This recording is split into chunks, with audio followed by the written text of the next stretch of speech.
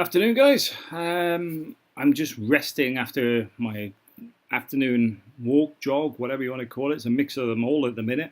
Try to run, ends up in a jog, and then back to walking as my ankles hurt. But anyway, I'm going to start this new section, which is basically going to be if you send me an email or a letter or questions and stuff, I'll do it in this format.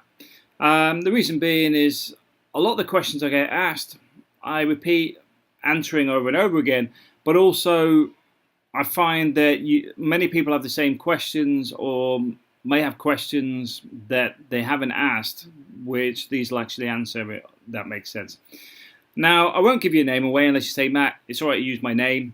So the first one, today's introductory one is from L. Like I say, I won't give people's names, so unless they actually say Matt, it's all right to use my name. I don't mind. So this one's from L. L's looking to visit Torrevieja next May and hope, if she feels comfortable there, to move over the next couple of years. Got a lot of questions about it. In all honesty, if you've got questions, feel free to ask, because you're moving to a new country. As long as you don't give me 120 questions in one go, I'm okay with it. A lot of people ask me a lot of questions, and these sort of videos we're making now will actually be helpful for many people. So the first thing is about work. Now, Elle works as a dental nurse and practice manager in the UK. First thing I want to say about this is there's a lot of dental practices here. So I can see that you're learning Spanish, and if you learn Spanish, I'm sure you'll be able to pick up some work in one of the dental practices around here.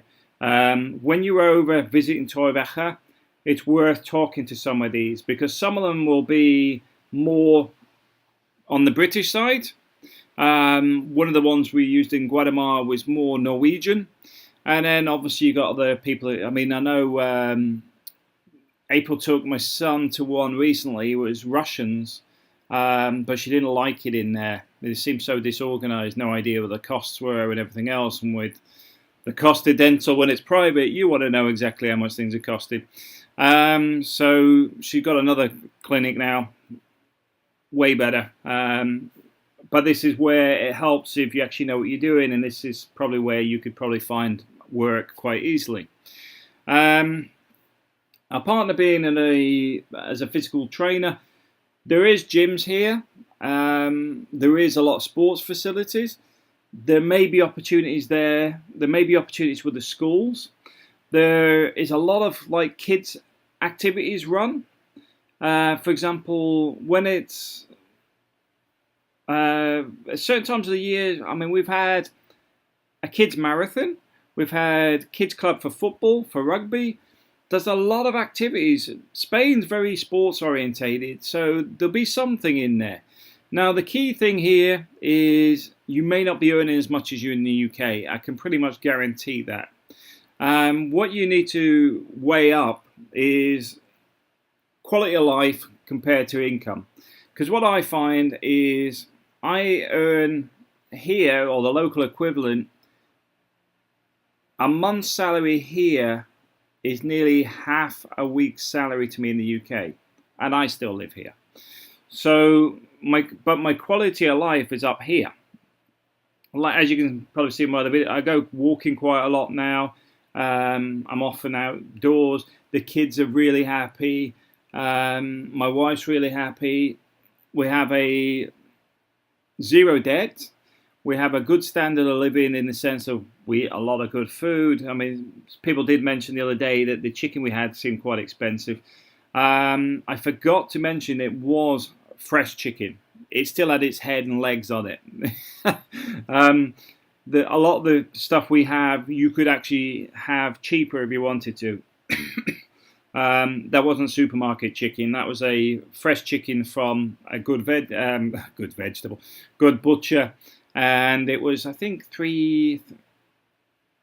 it was over 3 kilos as well. So take that into account. Cause I think someone said it was £5.50. So it's high quality meat, reasonably priced as far as I'm concerned. I mean, we have the same. The bakers are cheap.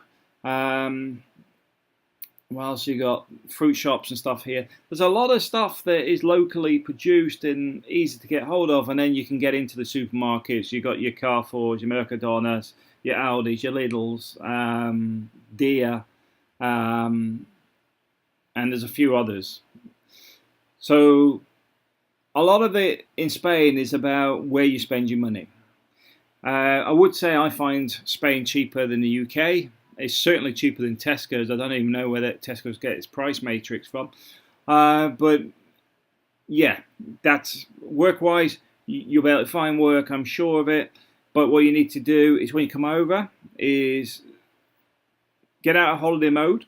I'm not saying don't have a holiday, but if you're over in a holiday, at least take a couple of days nearer the start of the holiday to go and contact some people and walk into some of the clinics, ask what's available, etc., and just get some feedback. That's the easiest way of doing it. Now, learning Spanish is not easy. You're not going to learn Spanish. I see people say, I learned Spanish in 3 months, blah, blah, blah. I would say, good luck to you. You know, at the end of the day, I'm still getting through developing my Spanish language ability. My wife's is much better than mine, but you've got to understand my wife's language in the Philippines has a lot of Spanish words, the numbers, the months, things, the day-to-day stuff, a lot of it is exactly the same or very, very similar. So it's very easy for my wife to pick her Spanish up, and she's at a very good level already. Now, coming from the problem I have is I do speak a bit of French, I do speak a bit of German, and I speak a bit of Bisaya from the Philippines. I have problems where the same words sort of, like counting, because of the Spanish numbers, I find myself going into French because they're very similar. And the same with Bisaya in the Philippines. There's a lot of the words are very similar or the same. So when I break into the wrong language, it's really hard to get around this problem for me. But yeah, it takes time to learn Spanish. I recommend audiobooks. I recommend, I think Michael Thomas is one of the ones that's really good and been recommended by a lot of expats.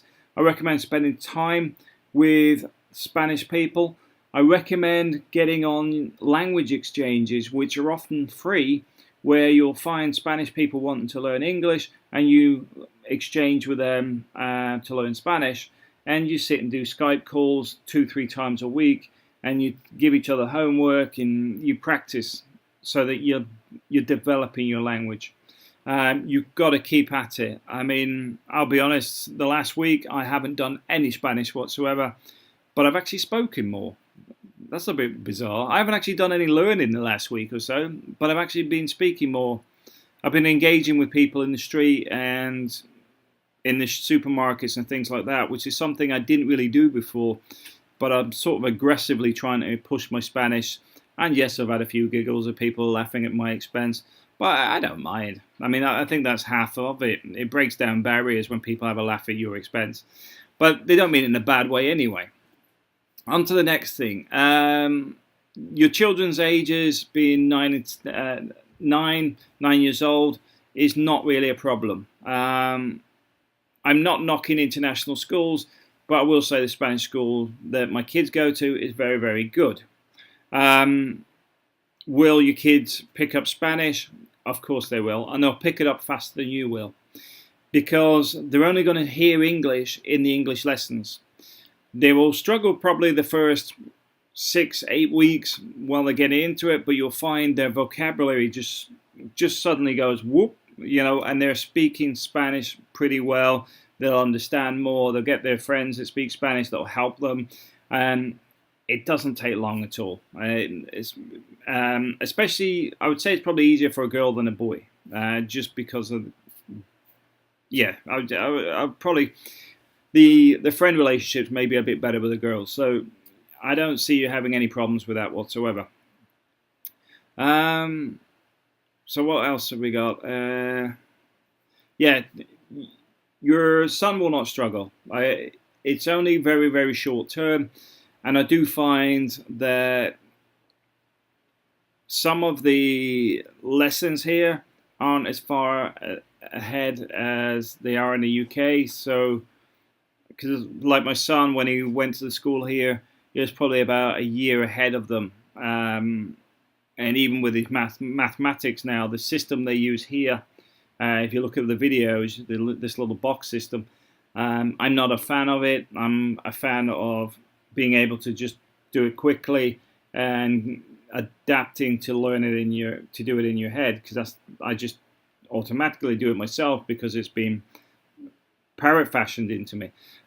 So I know it's, people say, oh, it's boring or whatever, but once you've got it, you've got it. And I find this box system is too long-winded, especially when you start looking at things outside of school. So just on that, I would say your son will be fine. I wouldn't worry about it. You'll probably find he'll have more sports activities here, way more than he's probably getting where he is now. He'll have more opportunities to make more friends because there's a lot of stuff going on a regular basis in the evenings. There's a lot of activities out where the school take them out on excursions and things like that. So there's a lot going on all the time to keep the kids occupied. And it's a nice, safe environment to be in. I mean, a lot of the time you'll see us down at the plaza. I can sit in a restaurant having a Coke or whatever, and my son and daughter can be running around in the plaza, going on a bike, whatever. It's a nice environment to be in. So we plan to stay in Torrebeka over the next couple of years or so, numerous times, so we get to grips with where it is and how everything can work for us. Thanks for your help in advance. You're welcome. One of the things I will say is when you come over, have a look at the different areas. Advantage of Torrebeka is it's easier to find work. Disadvantage is it's a bit more enclosed. You find the way the buildings have been structured, the roads are quite narrow, so it's quite enclosed. At the same time, where we live is La Mata, which is about 10 minutes up the road. And for €7 a year, you can get the bus. As a resident, you can use the bus for €7 a year to go to Torrebeka every day as much as you like. What's the advantage of La Mata? It's, for us, we like it quiet anyway, but we're right on the beach. It's not as crowded. There's a lot more space for the kids to play. And what else have we got here? It's not far for the supermarkets and things as well. It's a bit more of a village feel in La Mata compared to Torrebeka. But you'll see that way, that's what I'm saying. Have a look when you come here. You can make your own mind up.